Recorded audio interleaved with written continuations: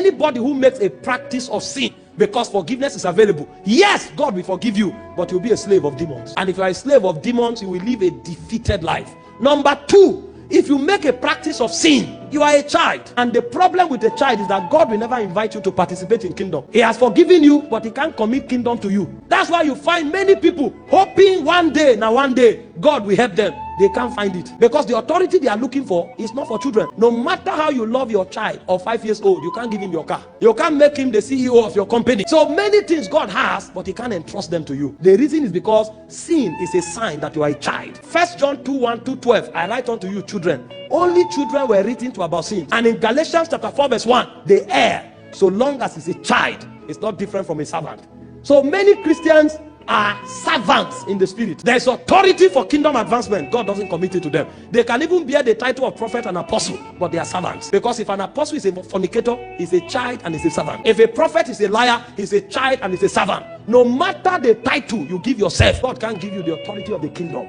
So the second danger of turning the grace of God unto lasciviousness, aside the fact that you can wreck your faith and make your life porous, is the fact that you are a servant. You will never grow into kingdom. And if you don't grow into kingdom, your existence was a waste. Because God created man to participate in kingdom. In Genesis 1:28, he said, let them have dominion. You will never know what dominion is in your lifetime.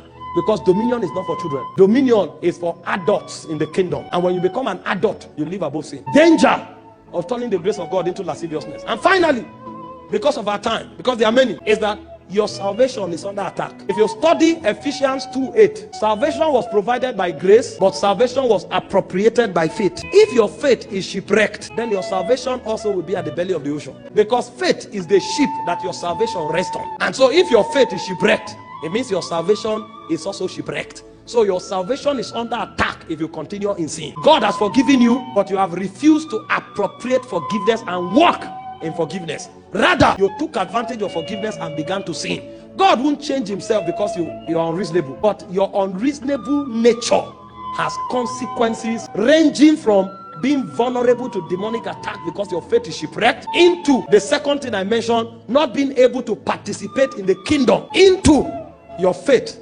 being endangered. Have you not seen people? The people they taught in Sunday school are now their pastor. They never grow. The boy was 7 years old. They were teaching him the story of Noah. Now the boy is 25. He's a pastor.